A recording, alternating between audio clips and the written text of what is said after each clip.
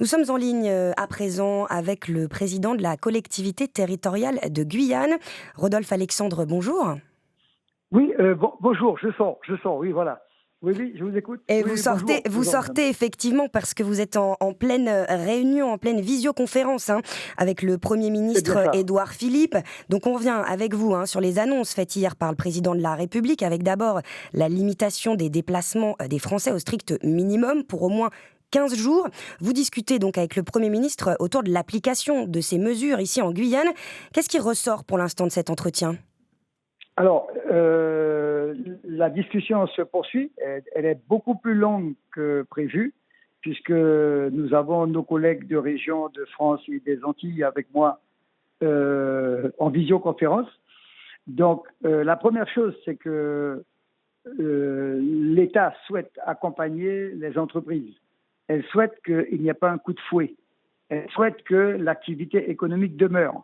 Donc, d'ici demain ou plus tard après-demain, il y aura certainement des applications ministérielles qui vont permettre de mieux agencer le discours du président de la République. Parce que Concrètement, qu'est-ce pour que ça nous, peut impliquer ici en Guyane ? Ça veut dire que ça eh sera ben, exactement concrètement, les mêmes mesures qui seront appliquées ou il y aura pour le coup des non, dérogations ? attendez, ce n'est pas une question de dérogation. C'est une question à la fois d'éviter un coup de fouet. Donc, tout ce qui est mesures sanitaires, hospitalières, de santé sera réglé. Par contre, aujourd'hui, nous sommes agréablement intéressés et surpris. Le Premier ministre a décidé que l'activité économique allait demeurer. C'est-à-dire que les chantiers, les transports, les magasins, ateliers de production pourront donc continuer. Mais ça va être affiné. J'ai eu deux conférences. Une première conférence avec la ministre, Madame Girardin, et là, c'est avec le Premier ministre.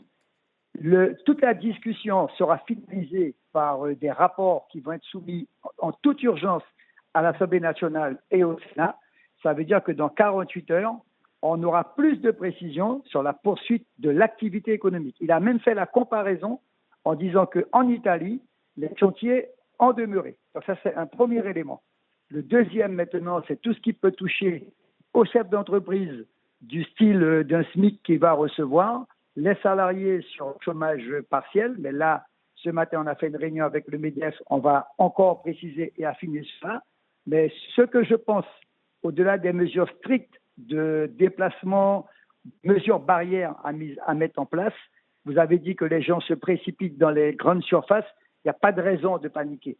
Donc, ce qui est important, ce sont les mesures de confinement qui devront, en quelque sorte, accompagner les activités d'entreprise du territoire. Vous parlez, Rodolphe Alexandre, d'aide effectivement aux entreprises. Autre annonce forte du gouvernement, 45 milliards d'euros pour les entreprises et les salariés. À cela s'ajoutent 300 milliards d'euros de garantie de l'État pour les prêts bancaires en France. Est-ce qu'il y aura directement des retombées pour l'économie guyanaise ? Alors, oui, enfin, oui et non. Ça, c'est vite dit.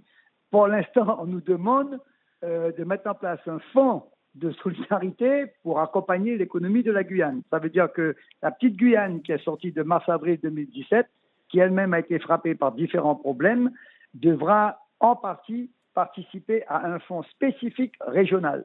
Donc ça, c'est un débat. Pour l'instant, ce qui est fort, c'est que l'État met 2 milliards tout de suite pour les entreprises, les petites entreprises. Ça veut dire que le chef d'entreprise va recevoir en quelque sorte une forme de SMIC, à peu près 1 500 euros par mois. Les salariés, eux, vont recevoir un SMIC multiplié par 4,7. Ça, on verra ça. Mais la question pour nous qui est essentielle, c'est le maintien d'une forme d'activité économique, notamment sur la commande publique, de façon à ne pas enrayer et de façon à ne pas connaître une crise encore plus importante en matière économique. Justement, Rodolphe Alexandre, comment vont fonctionner les services de la collectivité dans ces prochaines semaines ? Eh bien, nous, on a pris nos responsabilités bien en amont. Tout ce qui est service, on va dire, d'accueil sera automatiquement protégé, régulé. Les horaires vont changer, vont basculer. Le personnel aura une forme de mobilité à travers les horaires. Pour les PMI, ce matin, notre directeur a intervenu en disant que seules les grossesses, les IVG ou les vaccins, les personnes seront accueillies. Mais par contre, les services style antipaludique, la dengue ou autres continuent leur travail. Nos chantiers demeurent. Et puis, ce qui est important, c'est que nous puissions assurer le paiement des entreprises, des facturations. Et je m'attends, puisque le débat continue, certainement les présidents risquent d'avoir un peu plus de pouvoir, notamment sur les fonds européens, pour qu'on puisse liquider ou ventiler plus rapidement une sorte de fonds de trésorerie. Je pense au fret en particulier. Donc ça, par contre, ce seront des mesures très intéressantes qui vont aider ou concourir à sauver l'entreprise. Parce qu'au-delà de la crise, on va dire sanitaire, qui a des répercussions sociales, c'est tout en protégeant la population, c'est de maintenir une activité de façon à ne pas s'engouffrer dans une crise incommensurable, tant sur le plan financier que sur le plan entrepreneurial. Des mesures donc dont vous discutez encore en ce moment même avec Édouard Philippe et les autres présidents de région. Vous parliez des PMI, donc plus localement, les assistantes maternelles du territoire tirent la sonnette d'alarme dans un communiqué qu'elles vous ont adressé sur leurs conditions de travail en cette période d'épidémie de coronavirus. Quelles modalités d'accueil pour les enfants? Elles disent aussi qu'il n'y a plus d'équipement de protection. Qu'est-ce que vous leur répondez? Oui, je leur réponds patience, puisque chaque chose en son temps. Je vous rappelle qu'aujourd'hui, la priorité, c'est le départ des 550 enfants vers l'intérieur, Kamoupi, Maripasoula, Papaïcheton. Là, on est pratiquement à plus de 300 enfants qui ont pu donc rejoindre leur lieu de domicile. D'ailleurs, je profite pour saluer la présidente de la Chambre de commerce, de saluer Air Guyane, saluer les agents qui nous permettent d'effectuer ce travail.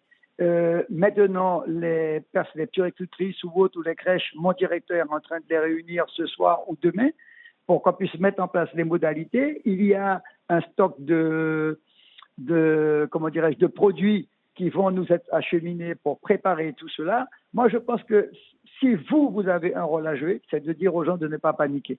Ne tombons pas dans les traumatismes, ne tombons pas dans des schémas, on va dire, catastrophiques. Chacun prend ses responsabilités. L'important, c'est 1, le confinement, 2, réduire donc les déplacements, et 3, assurer autant que faire se peut une forme d'activité pour ne pas connaître une crise sans précédent. Voilà. On vous entend bien, hein, patience, oui. Pas de panique, pas rajouter de la panique et de la peur. Et en même temps, ces assistantes maternelles, elles sont au contact des enfants. Il y a aussi les aides à domicile qui sont au contact des plus fragiles. Il faut les entendre quand elles vous disent on n'a plus d'équipement de protection. Je les entends, madame, je les entends parfaitement, puisque les mesures sont en train d'être venues. Là, ce matin, on reçoit les masques, on reçoit les gels, etc. D'accord, donc elles vont les recevoir là dans les prochaines heures, ils vont les recevoir dans les prochaines heures, prochains jours. Bien évidemment, s'il n'y a pas de solidarité, s'il n'y a pas d'entente, s'il n'y a pas de consensus, on ne s'en sortira pas. Donc il faut que chacun puisse assumer, mais parmi les priorités, comme je vous l'ai dit, nous les faisons. Les lycées, les collèges, les internats sont donc vidés à l'heure où je vous parle. Les manifestations sportives, culturelles, équipements sportifs sont fermés, mais il faut quand même quelqu'un à l'intérieur pour pouvoir maintenir l'entretien, etc. Donc ça, nous le faisons. Et maintenant, on va arriver aux familles hébergeantes, aux assistantes maternelles, aux puéricultrices, à tous ces niveaux-là. Je rappelle qu'il y a des crèches qui seront fermées. Les crèches où nous avons du personnel soignant, enfin les enfants des soignants seront ouverts. Mais là, ce matin, la réunion était économique. Ce sont les circuits bancaires qui vont être mis en place, les garanties financières qui vont être accordées. Et avec mon collègue Burlot ce matin, nous sommes en train de voir sur le fonds qu'on avait prévu en termes d'urgence, comment aider l'entreprise. Vous avez entendu la mise en place d'un fonds de solidarité, puisé dans les fonds européens. Oui, non, mais madame, c'est très important. Je ne cherche pas à faire de la démagogie sur votre téléphone. C'est très important. Aujourd'hui, par exemple, un transporteur qui devait amener les enfants dans les écoles, il faut qu'il sache qu'on va prendre un arrêté, il sera payé sur les charges fixes. Par contre, sur la partie essence ou autre, on va donc déduire cela. Et nous avons anticipé, et je suis très content de voir que mes collègues de France, eh bien, ils suivent comme nous. Et nous, en ce moment, ce que je vous dis qui est important, il faut respecter les personnes, il faut protéger les personnes, mais l'économie ne doit pas mourir. On vous a bien entendu, Rodolphe Alexandre, président de la CTG. Merci d'avoir été avec nous.